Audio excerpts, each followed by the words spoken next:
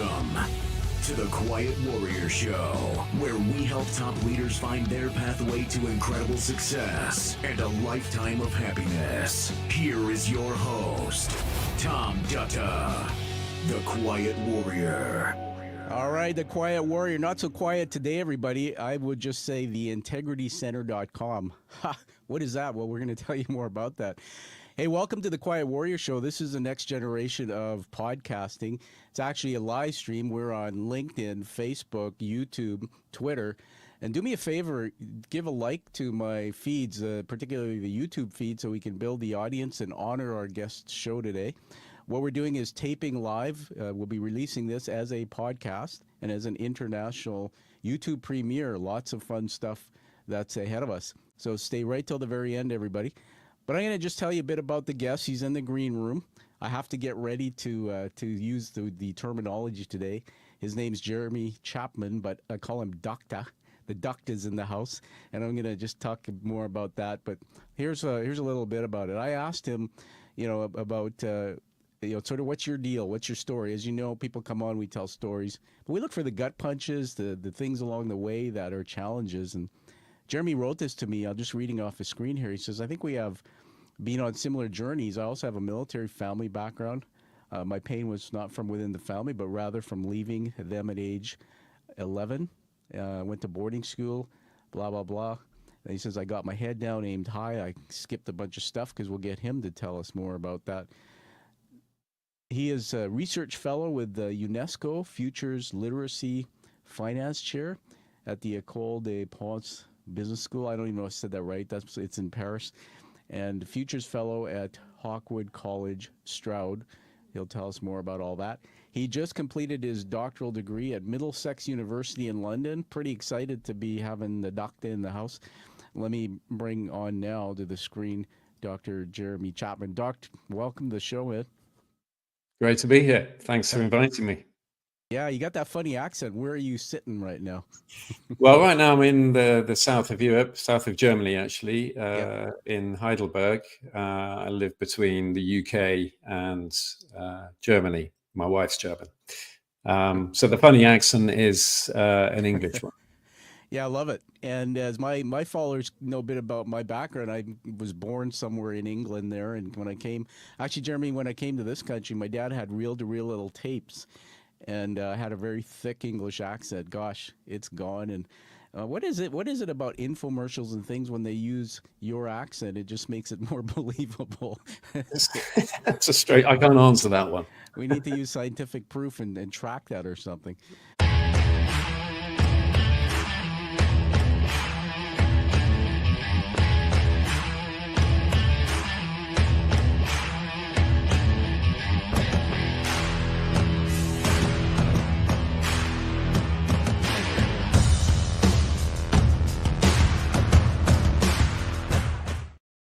Okay, welcome to Plato's Garden. Listen, you've just finished your degree at Middlesex University. You're familiar with this, but for the audience who are watching, let me just set this up, everyone. If you're listening, you'll hear me. If you're watching, you'll see a PowerPoint. We're in Plato's Garden, and Plato was an Athenian philosopher during the classical period in ancient Greece, founder of the Platonist school of thought and academy, the word academia, the first institution of higher learning in the Western world. And there's three words I want you to put in your mind, Jeremy. One is knowing, one is being, and one is doing. So let's talk about a concept called criticality. In Plato's Garden, if you just remember the picture you just saw, picture back then, they were walking and talking and educating and learning, with his pals. Criticality is to seek and facilitate a deeper engagement with the objects of knowledge. That was a quote from Plato. Being critical pulls different perspectives together, considers them in the light of various contexts and in the light of each other. When we do 360-degree criticality, we're building awareness of ourself in relation to others, like the society and cultural things, to ideas and to context. Criticality, as they call it, Jeremy, can be seen as a critical quality, nature, or state. So here we go. So why we go into Plato's Garden is the perfect place to start and tell your story. There's three questions on the screen there, and I think you're familiar with these, but for the audience, everybody, what we're looking at is really looking at the macro level, which is the world around Jeremy when he started his agency or creating his public work, which he'll tell us about. Meso, the second question is really about his industry, what he was doing and what was going on in his industry. Micro is about the man. So, Jeremy, we're just going to jump all over the place here, but why don't we get into your story? Let's start by talking about question number one. If you can just read it out loud and then start there and just talk about what was kind of happening around you in the world and take us back where it all started as you began sort of forming the stuff that you do. Well, in terms of the macro of my thesis and my public work, so specific to that, this journey that you're also commencing, Tom, I guess it started from, as you alluded to earlier, a military background.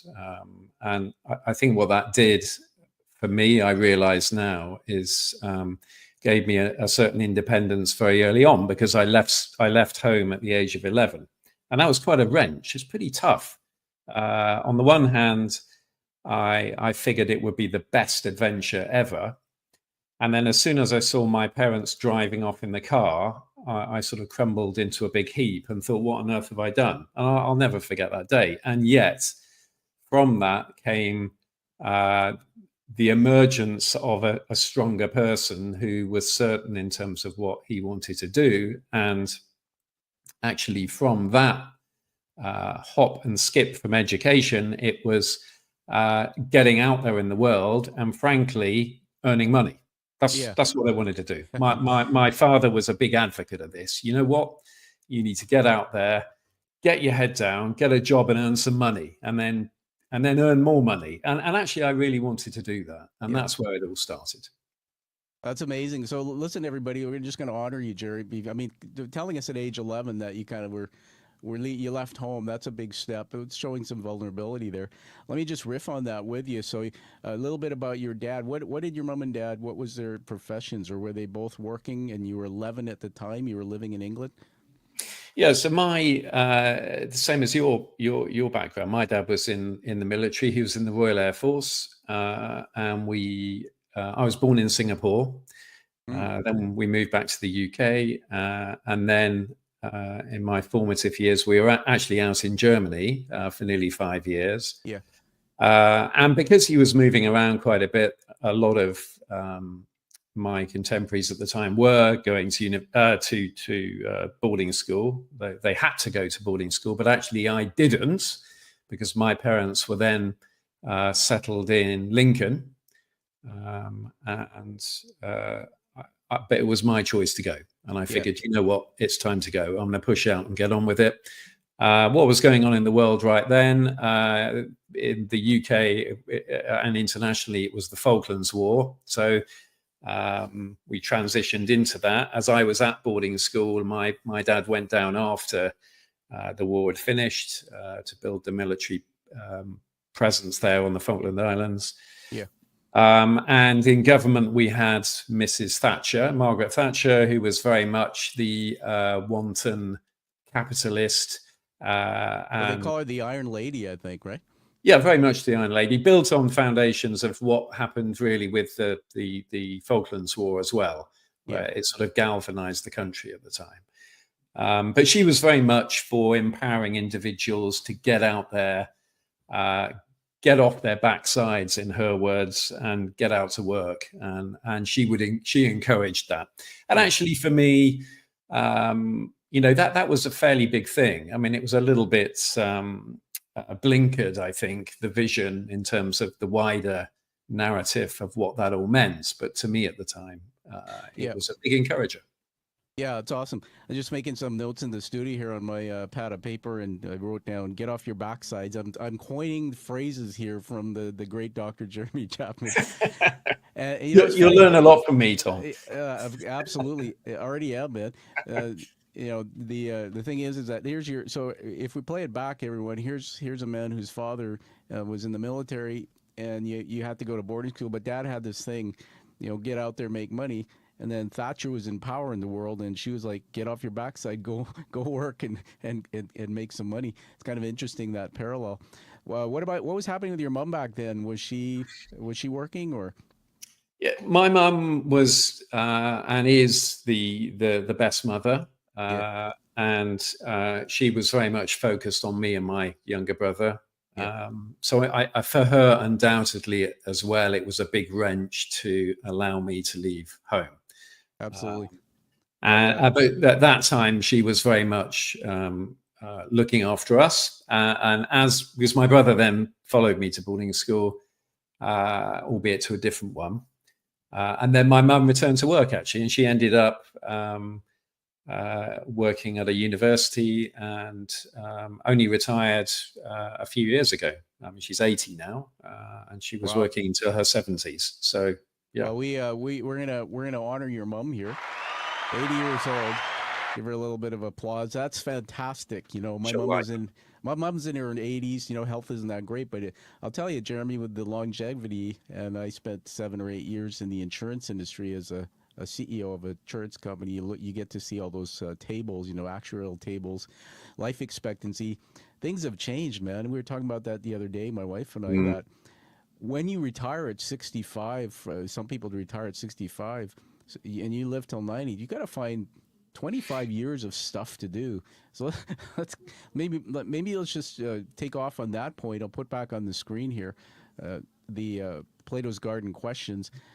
Where do you want to dive into? Let's dive into the mezzo. So we understand a little bit about your early days, what was going on in the world, Margaret Thatcher, the Falklands.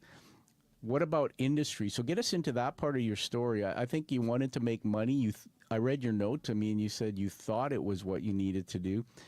But talk about that. So you're 11, and then eventually you get into some type of work in industry. Just take us through that journey. sure. Well, one thing you don't know about me is that I didn't go to university. At the age of 18, I finished my A levels. These are the entry exams for university, and I had a place in London. But actually, I decided not to bother doing that. It was a business studies degree, and instead, I got a job with a life insurance company in Cambridge. So jumped off the metaphorical bus that was traveling to London, as it were, and started working in Cambridge instead. And thought, well, you know, I left. I've lived away from home for years anyway. Why do I need to do a degree? I'm going to start working. So that's where it all started. And were you single at the time? Yeah, sure. So I was 18, 19. And I remember quite vividly months after starting this job in the office, seeing the guys come in, the sales guys in their nice suits and seemed to be really popular with their company cars. There was me sat, you know, anchored to a desk. And I thought, you know what, I do not want to do this. I want to do what these guys are doing. And that's where it then all started. I'd mapped out what I wanted to do. Ahead of that, actually, I was toying with the idea of joining the Air Force, doing what my dad did, but not. He was in engineering. I wanted to be a pilot, but I think the more I moved towards commerce, the more I realized I don't like being constrained, and the military ideology of, you know, following orders. I've always felt a need to be free, and if I'm restricted by rules that I don't necessarily agree with, that's a little bit problematic for me.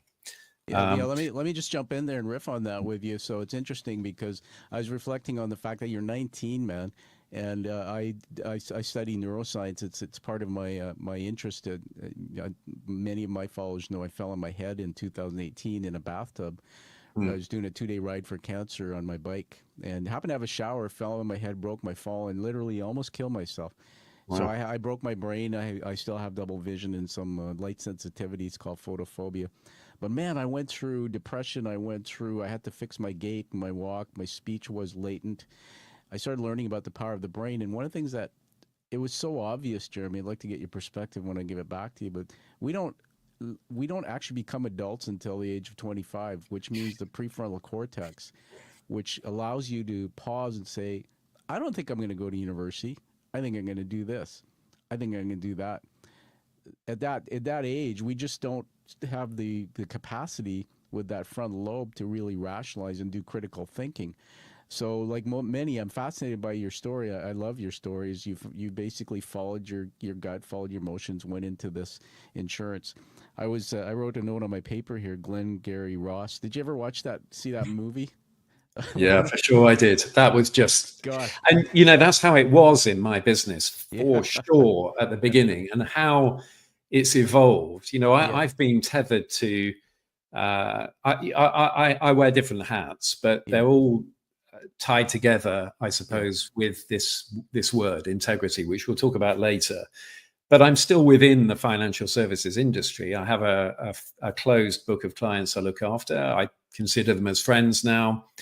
But the evolution of the industry from Glengarry Glen Ross type yeah. mentality through to where we are today, which is very heavily regulated, they're poles apart. It's like day and night. Absolutely. And thinking back to that movie though, and just thinking about at your age and being in maybe even like a sweatshop type environment, and then you don't like rules. Gosh, I can see, I can already feel you in that story, and the rebellious you. My background, as you know, was I spent a third of my career in banking. So in Canada, you're most likely familiar with the landscape here, even if you don't work here. I grew up. My first job, didn't go to university. Same thing. My story was a little bit different. Dad was a drunk and in the military, but he left home, and I was forced to really go out and find mentors, guys like you, to learn from. Went in and got a job as a teller. I remember back then there was no computers, so here I am. We're playing Monopoly money in this training center. Back then there was segregation. Everything was separate. So banks were savings and loans primarily. Mm. Wealth management under the charter, the Bank Act. You couldn't get into that business. Had to be a wall between it. Today, it's like a will and estate planning and wealth management services and financial planning. It's all under this big umbrella. So I'm really honored to have you on the show. When we get into integrity and things, it'd be interesting if you talk to us about that in the context of your industry too. So let's pick it up again. Everybody, just telling you here, we're with Dr. Jeremy Chapman. He's with us from Germany. He lives a little bit in Germany, has a home in the UK. And today's show is all about, well, the word integrity. We're in Plato's Garden. And in Plato's Garden, we're talking about the macro, the meso, and the micro. We're connecting the dots, doing all this critical thinking. So, Jeremy, you've told us about your story and as a child, young guy going up into industry. Now we're at that point where you took us into the insurance industry, and there you were, and you wanted to do something else. Get into now that next chapter of the story. They call it your agency, I think. Basically, this is the beginning of starting something in the world. And I'm always fascinated with the hero's journey narrative, why people wake up and say, you know what, I'm tired of all this pain and all this frustration in my life, or whatever the reason is. It triggers them to go out and do something to make an impact in the world. So take us into that. Sure. I think it started from, as I already mentioned, seeing the guys coming in with their company cars and the suits, and I wanted a bit of that, and I was very impatient to get going in that respect, and ended up meandering around to get the job I wanted to get, and eventually got into sales, and and I was attached to actually the estate agency arm of the insurance company at the time. Yeah. And within a couple of years, I was the top sales guy. And that sort of ran its course when I was in my mid-20s. And I moved across to one of the big British international banks and climbed up the ladder. Which bank was that? This was NatWest Bank, Gotcha. National Westminster. Thank you. And it was there that I really established what I wanted to do, and that was to advise private clients, specialize in investments, and I met my still now business partner at NatWest Bank, and we set up on our own now 24 years ago. In fact, wow. The year 2000. And by then we'd sort of honed our our abilities, our crafts, and we felt we were good enough to go on our own, and we did. And it's been a great success, actually. That's wonderful. Can you get into just briefly that your partner, if you're comfortable mentioning names, it doesn't matter. But I'm always curious what makes people successful in business working together. It's not that easy working with someone else. There's trust has to be built. But how did you guys meet, or Herb, and what's the background on that? Well, we met at the bank, and we got on well socially and business-wise. We did the same. We had a similar approach. And we agreed at outset the terms of business. So it wasn't this sort of euphoric commencement of an entity. We sort of laid down the rules, and that was that we would have our business, but because we were very much in sales at the beginning, that we wouldn't just pool resources. What he earned, he kept. What I earned, I kept. And it was almost a marriage of convenience, which worked very well and generally still works well today, because there's almost a firewall in as much as we're not desperately relying on each other. To feed ourselves. We're independent under that one umbrella. And I think that sort of confidence to do it that way was a really important factor. Congratulations on that. I wrote some email website addresses down here when I was doing research on you. What are we talking about now? There's like money.co, there's honestly.co, there's VC. Which one would be relevant to mention? I'm a prolific website holder, designer. Yeah. So the core business is Sycamore Alliance, which is a limited company in the UK, and this is the core business of ours. And from that, I have other interests and entities, but that's my core wealth management business, which, as I've said, still exists. Has actually been this was the main public work. So for your audience, I've just completed my professional doctorates, where I've been able to critique or ask questions of why and the reasons how I created works that are in the public domain. And one of those is Sycamore Alliance, my wealth management business. And I've really been able to unpick the decisions that I made in terms of establishing it. Yeah, I'm just putting something up on the screen here. We can look at this together. I'm just going to put it on there. We'll edit and tidy it up. What a beautiful web. There it is. So that's the core, kind of the core business.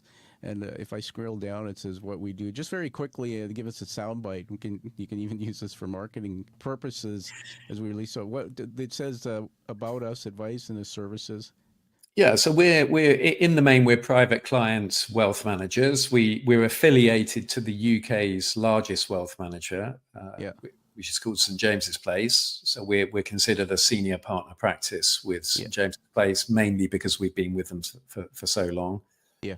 And in the main, we're advising in terms of accruing wealth. So very cool. There you are. And, we could probably have you back in another show, because I'm fascinated. Look, we're in the middle of a war somewhere in Europe, and we've got just chaos in the world, and the financial impacts, all of that. I can't imagine being in your shoes or in your team's shoes, advising clients, dealing with things, especially going through times like that. Did you go through in your career? Did you go through those? I guess you did, right? Those cycles where you had the financial collapses along the way. Yeah, for sure, several, and there'll be many more ahead, I'm sure. Markets tend to be very cyclical.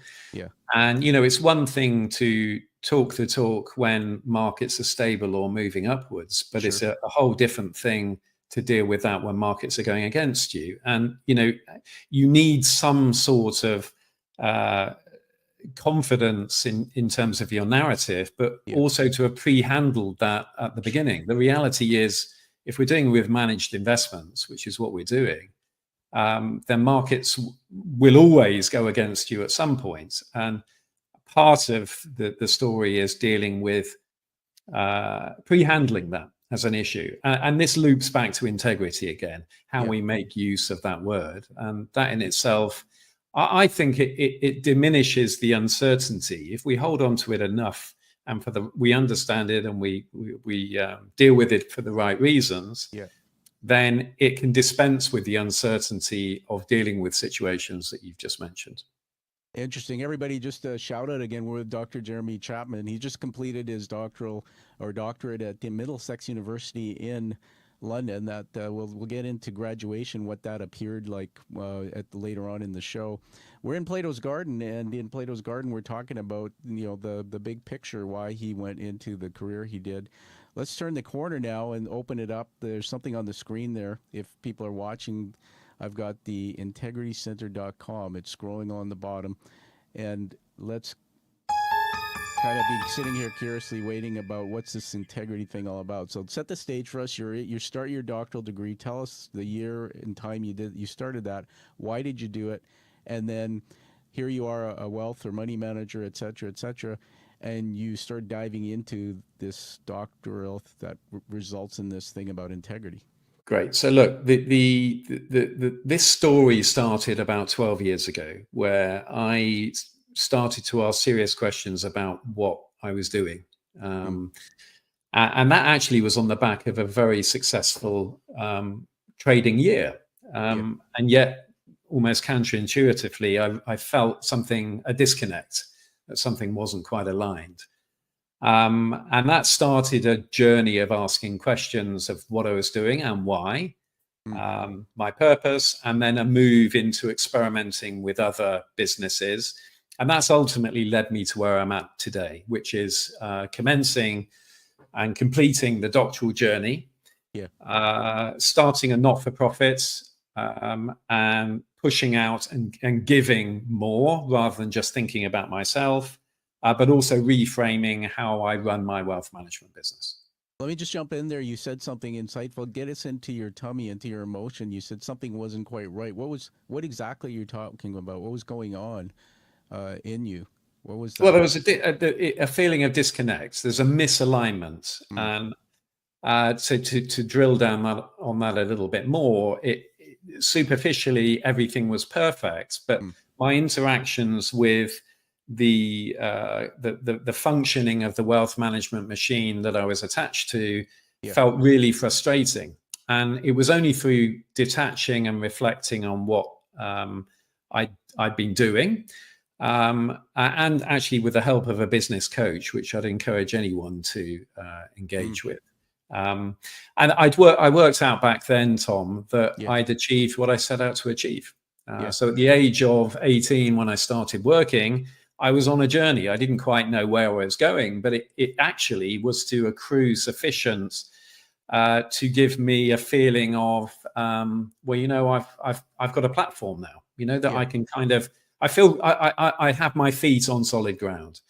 And actually that was enough to then catalyze a different way, an experimentation. And through that and asking questions of what I've done, the golden threads that I've learned through the critique of my work through the Middlesex University doctorates, the golden thread is integrity and how I use integrity. And that's self-leveling, because there was a point within my career where I felt quite afraid within the machine, which might have been a little bit irrational. Tell us about that, Jeremy. Dive into what were you afraid of? What was going on specifically? Okay, so the wealth management industry in the UK, and I'm sure it's very, very similar in Canada, is a very heavily regulated machine, because it needs to be, because you're dealing with people's futures. You're dealing with money they've accrued. There needs to be a heavy emphasis on expertise and trust, but equally, the organization you're attached to typically is focused on growth and more growth. There's this notion of growth in motion, perpetual and upwards. And back in the day, if one was not delivering in terms of GDP growth, so percentage growth in monetary terms, then pressure was applied. And 12 years ago, I decided I wanted to reimagine how I was doing business, and pressure was applied on me to comply. I liken it to a herd of wildebeest, and I suddenly was this sort of stray one that peeled off. And I think it was Jordan Peterson that said this, that if you do this, the lions are waiting and they'll have you. And they kind of did for me. It was get back in line with the herd. But actually, since then, things have evolved considerably in terms of how we do business, a more inclusive, responsible mindset. Just having growth is typically now insufficient. Then it needs to be wrapped with, in my case, integrity, but many would call this ethics. And we'll get onto that in a minute. And this has been quite self-leveling. And what it's done is dispensed with this fear, because that's not my target. I have my target and I know where I'm going, and I can articulate that quite clearly. It was the machine that was applying pressure, and the machine didn't really understand what I was doing.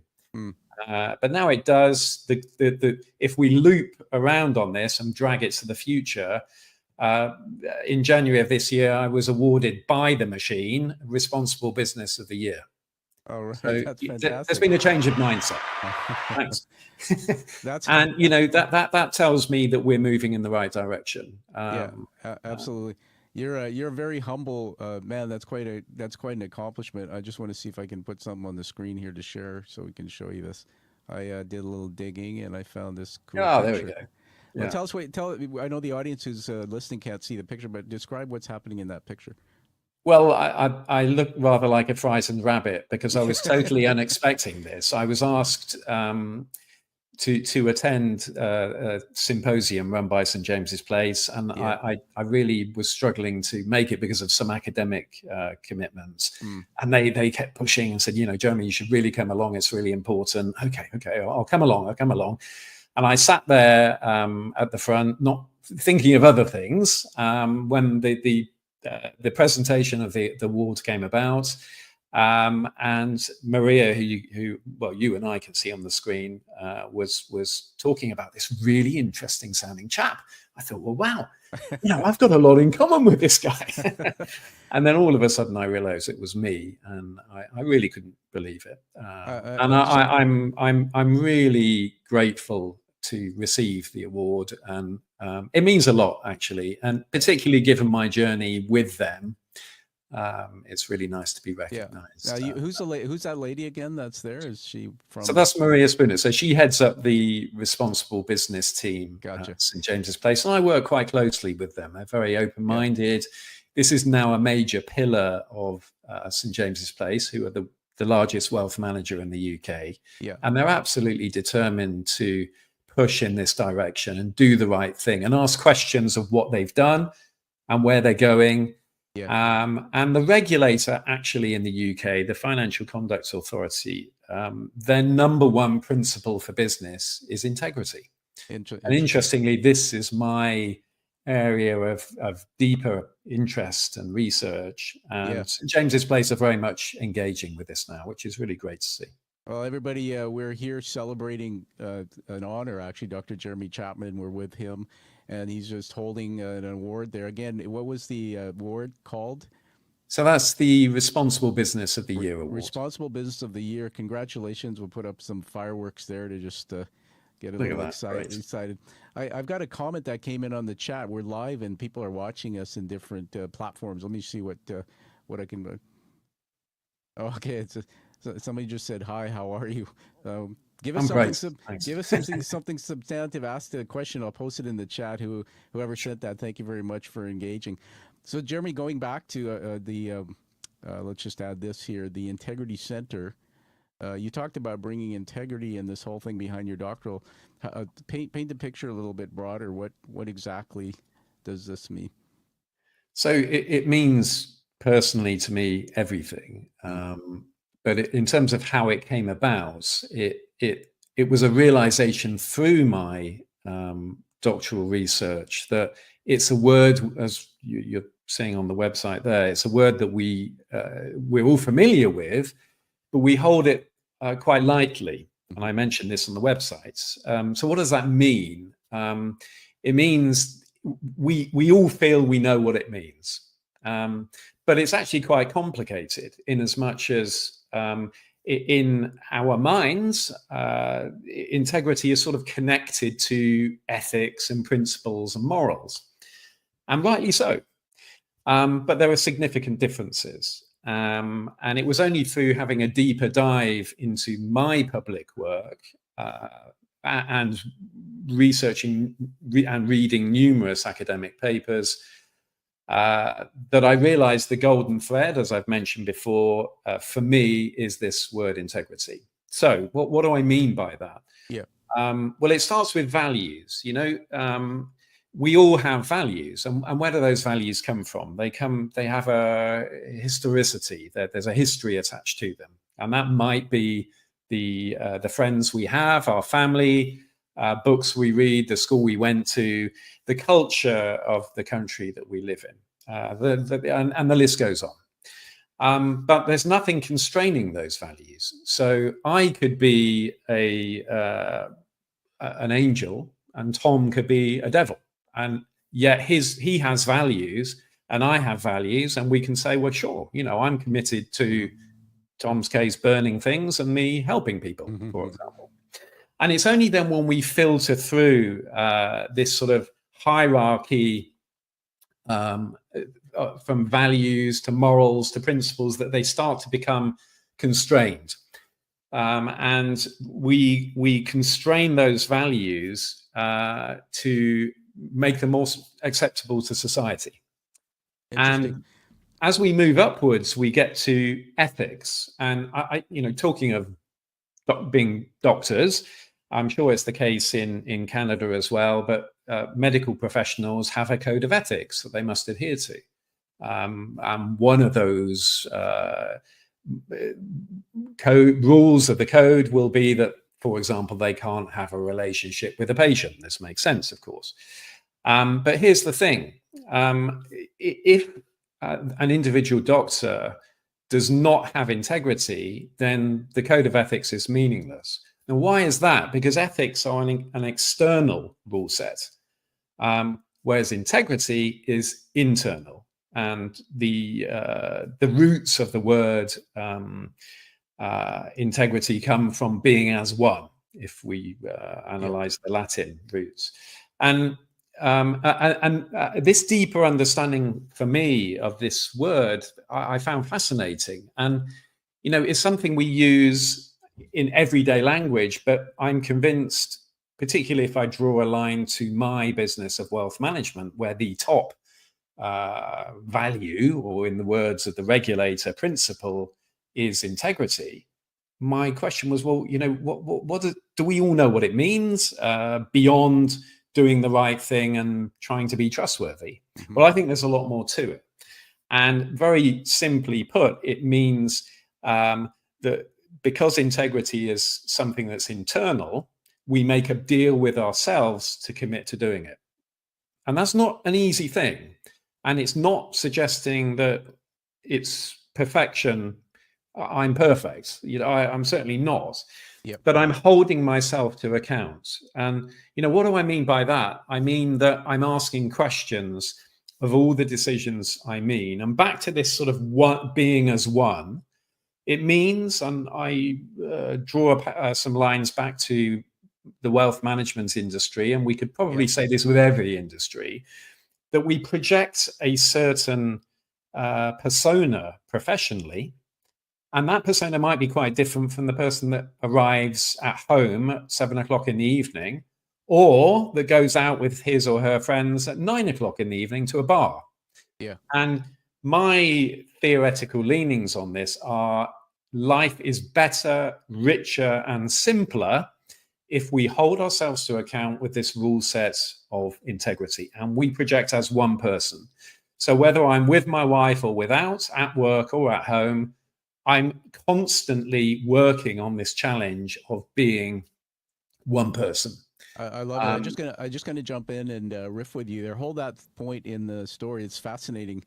Here we are with Dr. Jeremy Chapman. I've got a question that I'm going to put up on the screen in just a moment. It's from New Zealand. We got Greg Pitcher from New Zealand. How about that? You're in Germany. I'm in Vancouver, British Columbia, Canada, and here we are, New Zealand's in the house. A few things come to mind. Jeremy, what happens with my brain is as you're talking, it evokes thoughts from my memory, and then I go on this journey in my head. I jump quadrants, and I start having emotions and things. And I was just writing down integrity, and I remember, you're familiar with the man Tony Robbins. He's a world-known motivational speaker, but also he's really an educator. The guy's story is powerful. I remember watching a video that I used in an executive training program I ran for a client, and in that video, I'll never forget it. It said, people will be remembered for what they do in private, not in public. People will be remembered for what they do in private, not in public. And then as I was getting in, I'm an industry executive or CEO by trade, but then I got into my own coaching of others. That's what I do today. Do training programs and things for business. And I come across this word incongruence, and you made me think about that.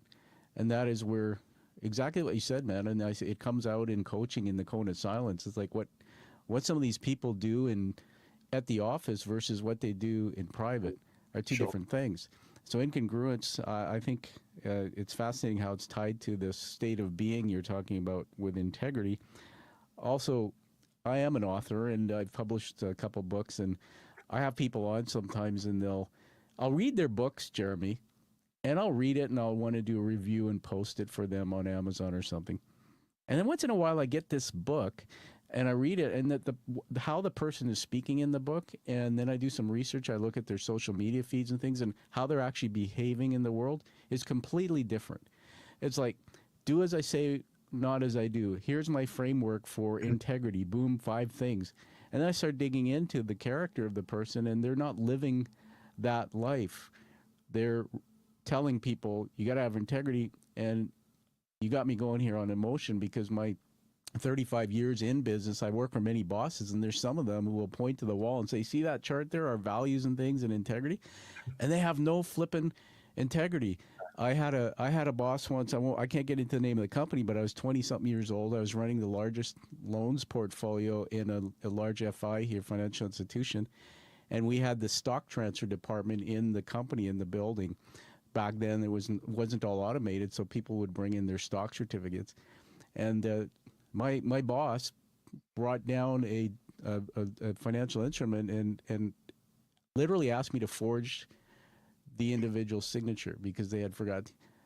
And there was this power struggle. And you talk about integrity. I learned at a young age that word integrity doesn't really mean the same thing to a lot of people. So thanks for letting me go on a little rant to let you catch your breath. Let me put this on the screen here. Greg's saying that, how does integrity fit in with intellectual humility? You want to just riff on that? Any thoughts? Yeah, I think it has a lot to do with it. I think actually, I'm going to riff on this. Please. This point that you've just raised, Tom, the boss with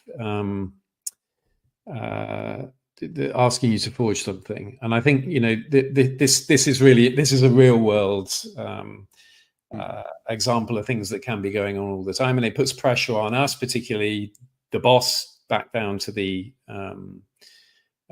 worker. And what we do, I think it asks questions of congruency in terms of what the boss is doing. Integrity clearly doesn't exist because we're breaking laws and rules. And I think there's a piece back to values, and when we consider the shaping of values and where they come from, the age in which we live in now very much accelerates more extrinsic values. And by extrinsic, I mean we're looking at traits where individuals want to be admired, they want to have more, and this is the popular narrative in this day and age. But here's the thing, this admiration, this desire to constantly have more and push the boundaries to accrue more for the self typically leads to more stress and insecurity. Yes. And if we flip that to more intrinsic value set, where we're considering longer term societal value, togetherness, communities, self-confidence, then you can see, I think you can draw some lines to the personalities you'd have come across in the past that you're talking about. Yeah. And we're talking about personalities, humans, and the frailty of these humans. And of course, we're shaped by pressures of society.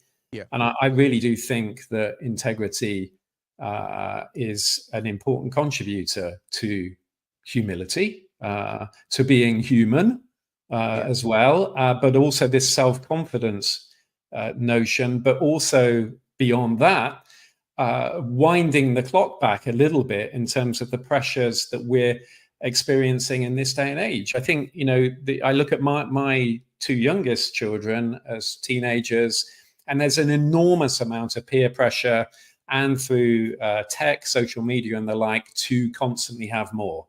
And your actors with profile in that realm typically are projecting more extrinsic values.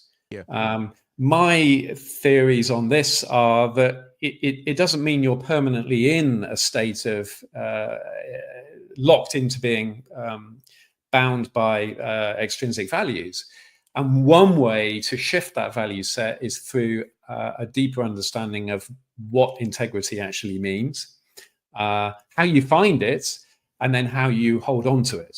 Mm-hmm. And I don't have all the answers, Mm-hmm. but this is one way to ask questions of our existence. And I think it does feed to a strength of agency. A certain simmering self-confidence can bubble up by your certainty that you are doing the right thing. And you're doing the right thing because you're holding yourself to account. Well, that's amazing. And I want to just give a little thank you for Greg there. A little applause for his question. And you tied together integrity and the word humility, which I really love. I actually like the depth of your thinking. And I think the word integrity now, I'm going to go away from this and everybody come back and rewatch this. And there's so much wisdom and information that you're hearing here. I think this makes this is going to have a lot of people turning their guts inside out when we think about what you're telling us. Made me think of another quick story I want to share with you. If I had met somebody like you and I had a mentor or had you as my mentor, I guess early in the 80s when I started my career in banking, and then I climbed and got into more senior work like C-level, I probably wouldn't have stayed in that lane. It wouldn't have taken this long to realize that I was living a life and working in an environment that wasn't integrity. Let me tell you why. That two things happened in my life, and this actually is one of the things I'm reflecting on in my own doctoral, which is about this whole integrity thing. I didn't realize till you started talking about it that I'm sort of crossing over into some of the things you're talking about in my own research. But anyway, I was running a company. I was the CEO of the company. It was an American company, Canadian division. It was an insurance company. So we can probably talk about insurance and bore each other to tears sometime. But it was life and health insurance. And there was this initiative where the Canadian company was making money. The American company was actually on this, what they call operational efficiency drive to look at costs, I think financial pressures. And this was an $8 billion company globally. Make a long story short, my division was doing well, and they decided they wanted me to carve out costs. I ended up what I call handing 40 people their future. In other words, I had to fire 40 people, and we were forced to outsource a call center operation to America. And one thing that happened, and this was just around Christmas, is there was somebody in my own business unit that I didn't listen to enough. So I had a boss who was pushing hard on me and putting a lot of pressure on me. And it's funny, Jeremy, because when you start thinking about integrity and making tough decisions to keep integrity, here I am. My daughter's born. Ann and I are now married 28 years. But back then, it was that the timing would have been my first year of marriage. We've got a big mortgage, and like you said, which was brilliant. I'll put in my own words that back then I thought a quality of life equals a quantity of stuff. I just ended up working myself to death. But going through that moment where I listened to feedback in my own business, and there's something wrong with the decision. And all of a sudden I started thinking about myself, I got to pay my bill. There's only so many CEO jobs out there. My daughter's just born, it's private school, all these things we had her in. And I didn't challenge it. And we ended up firing 40 people. I never forget it. Just before Christmas, one woman was young. She had a baby, and I was horrified. I didn't sleep for a week. And the 2-3 weeks after, it all fell apart. What happened was it was proved that outsourcing this center wasn't the right decision. In fact, they weren't ready to take it on because the processes weren't in place. That's story number one. Story number two is, seeing that we're talking about financial services, is I about 15, 17 years ago, it's long behind us. My wife and I were doing well. She's a banker and I was a CEO. We never worried about finances. We're immigrants. She's from Italy. I'm born in the UK, parents from Fiji. And we got caught in a Ponzi scheme. Woke up one day and lost everything, like completely, all our financial assets gone. We had to rebuild. And I never forget that the people who introduced us to that concept were actually a couple of seniors who lived kitty corner from our house, who invited us to a presentation one night. And this was all orchestrated through one of our largest banks, the Canadian Imperial Bank of Commerce. If you Google IFFL, you might find it. The total take globally was $1 billion and $400 million in North America, Jeremy. And here we were, really smart, what we thought were smart financial people. And when we got caught in it, we were so embarrassed because we're supposed to be advising people. What was driving me during those days was the word significance. So not integrity, but significance. And I'll finish on this. I'm pouring my heart out for a reason here, because what you're teaching us is so important. And I didn't learn it till later in life, that it was about me. It was about more stuff. It was about the big job, the big paycheck, the CEO title and all that. And it wasn't about the word integrity.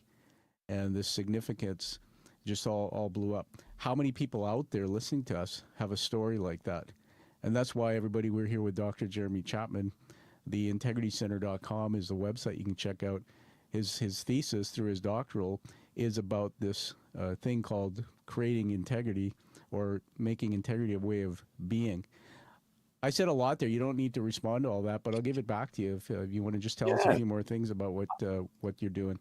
Sure. I think it speaks to humility. I think it also speaks to assumptions. We take advice from others, and it's how the others and us as well make use of assumptions. And what are we doing when we're making an assumption?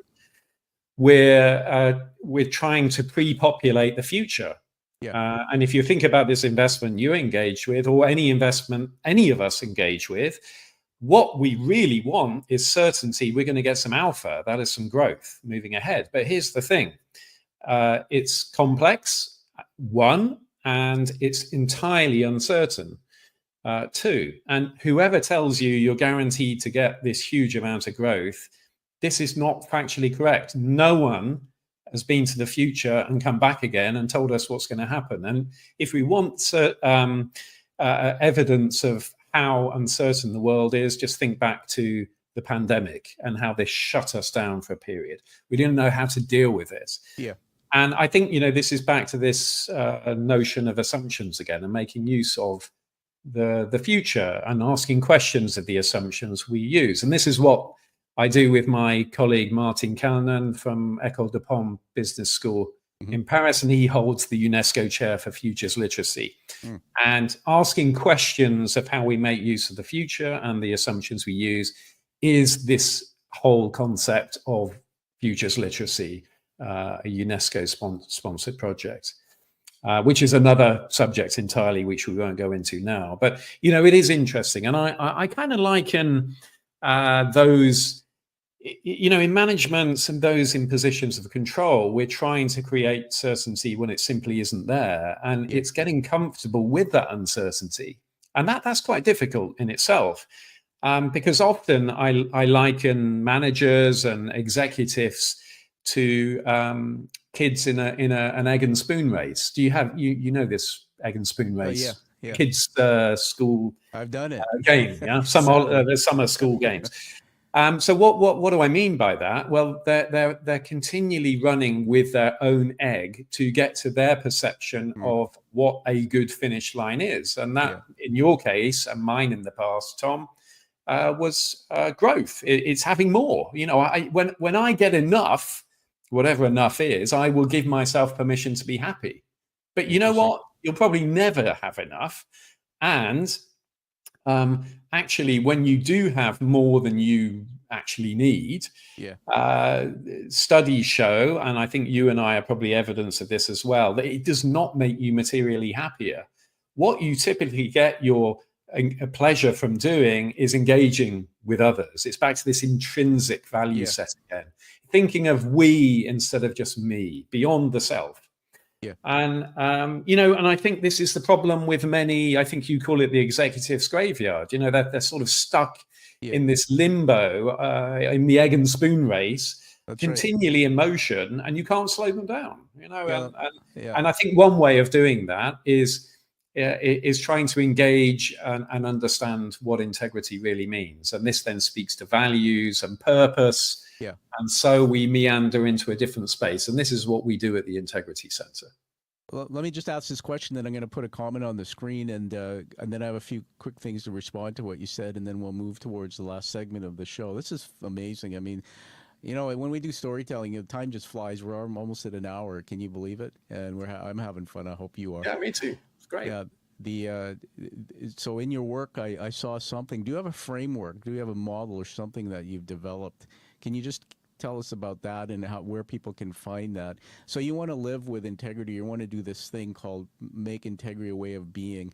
What do people look at that you've written, or where they can get that information and really make it a way of their life? Yeah, so the output is the Integrity Center, but the beginnings of asking questions of this really centered around my application piece for the doctoral program. And this is called Umbrella Money. So the website is live. It's Umbrella Money, as in, you know, the thing that keeps water off of our heads when it's raining, umbrellamoney.co.uk. I see. And within there is an articulation of a framework. So Umbrella Money was my application piece, but it's an articulation of how I found balance in life. And I articulate this as an umbrella, which if you view the website, you'll see, and there are different segments of this umbrella. So if you scroll down to the bottom, you'll see a couple of pictographs. And it's probably a bit higher than that. You'll see that in a minute. But anyway, so in there, this is about finding balance in life. And part of that finding balance, in my case, was very much an understanding, an articulation of, and a commitment to integrity. I see. There are other segments to this as well. And again, without going too far off piste, here we go. So part of this is asking questions of our values and purpose. And this feeds to the notion of integrity. It's about balance in life in terms of carving out enough time for the self. And you spoke about this earlier, Tom. You know, often the error we make in life is we tether ourselves too tightly to the machinations of business. And I think it's really important that we create time for ourselves. We think that this is not just doing social things, but actually looking after the greatest machines we'll ever own. And that means you actually get physically active, you go for a run, a bike ride, whatever. And, you know, I made a commitment 12 years ago that my fitness would be in my schedule on business time. So it's always during the day. And I've always adhered to that. And this is a really important value of mine. And I don't have fear in terms of defending that, because there's a very good reason why I defend it. Because I want to look after myself. I feel happier, more in control. And therefore, I'm really happy to explain that I'm shifting business appointments around that. That's priority, as is family time. And anyway, the Umbrella Money framework is all about this notion of balance in life, rather than being lost in the machine. as you were, and I was in the past. It's signposting how we can get out of the machine, but also how we think beyond the self. And that in turn encourages greater social engagement. Because I think the popular narrative now is that we're thinking only of ourselves.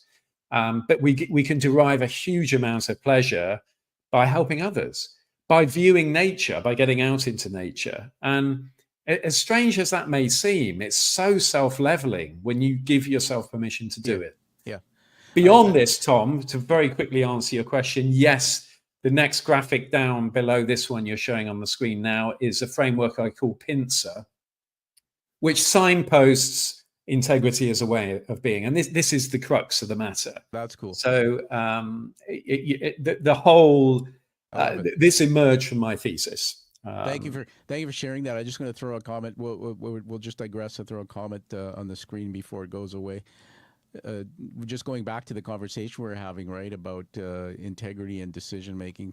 So many people, so many companies are laying off people after years of record profits, or they get rid of a current CEO and bring in new ones to lay people off.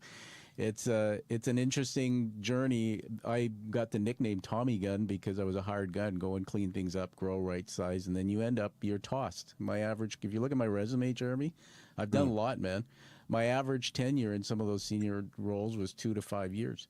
And when the new guy comes in, guess what? He brings his own team, and everything changes again, and culture changes, different definitions of integrity. Sure. Everybody, we're here with Dr. Jeremy Chapman. He's sharing with us, I have it on screen here, his model for integrity. You see PINCER there. I love, this is so awesome because it's there, it's visual. I'm a visual learner.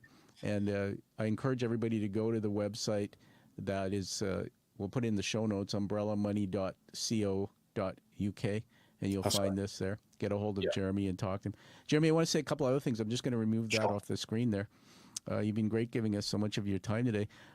I wrote this down as you were talking in the studio. You can see I've got my little pad here, and there's so many notes going. My head is pouring out on my paper, man. And that you're getting the best out of me. I was actually thinking about that umbrella thing you had on the screen there, that picture umbrella, the Brawley. I remember growing up in the UK and the word Brawley. Right. And everybody, you don't know this, but when we started the show, Jeremy had behind him a big umbrella. Reminded me of a movie, The Kingsman. Figure that one out, right? Maybe umbrellas would be cool things to have if you're a CEO. You put a poison tip on it. I don't like you. Bang, there you go. Okay, you're gone. I hate to admit this, but in my career, I fired 430 people. Wow. I'm telling you that because that's what the life of a turnaround, fix-it CEO. Now, what I learned is my own personality profile is one of intimacy. I love people, and I get a charge. I basically live through other people. And I was living a life of plenty, but no integrity. Mm-hmm. And it all changed in 2015 when I started my own platform, my own company and everything, and became an author and do this kind of stuff. Jeremy, you're such a gifted man. You gave us a gift, but that everything you said, I wrote down here, when is enough enough? Everybody just ask yourself that question. When is enough enough? Particularly, we could have you back to talk about mental health, mental illness, and when that brain gets overloaded. Number 2 point, in some of the work I've been doing, there's a Dr. Paul Zak who's written a book called Immersion. He's actually connected to me. We're doing some work together. And one thing you said, we're so beautiful, but people miss it, is you can't get happiness and joy from the external world. It's actually comes from within. And if we look at neuroscience, Jeremy, I'm just saying this from the audience, I'm not talking to you to tell you. I learned this through neuroscience, that the brain releases a key chemical called oxytocin. Oxytocin is, they call it the love, or Dr. Zak refers it as the love chemical. And guess when that releases, man? When we're doing this. When I'm sitting and sharing stories, having a beer or going for a bike ride with my pal Jeremy, and he says something, and in the story there's a protagonist, maybe it's his story, then there's an antagonist that appears, and there's a little cortisol and fear, and I'm all alert. And then he gives me hope. He says, look at this thing, PINCER, and this is how I changed my life. I'm teaching people to give back and have integrity and be happier. Now there's this feeling of hope, and guess what? Oxytocin's flowing. All of a sudden, I'm feeling happy and joy. And as you said, you nailed it. I was trying for so long to try and get happiness and joy from material things, from everything I just told you about. And I think people listening to the show will probably be nodding. So yeah, that's absolutely true. It happens within. Tell me what you think about that. Happiness Yeah, comes from within. I think that's a really powerful thing. And hope is a really great word, because no matter where you're at and what you're doing, there's always hope. Yeah. And do look at the umbrella money sites, because there's a story that's told. And I'm really happy for your listeners to reach out to me. But here's the thing: if we hang our hats on this notion of integrity, I really see there being three big wins for the individual. The first one, that you build trust, not just at work, but with your personal relationships as well, because you're projecting, and you believe in, and you're attempting to assimilate the different parts of your personality to project as one. And therefore, there's this notion of reliability.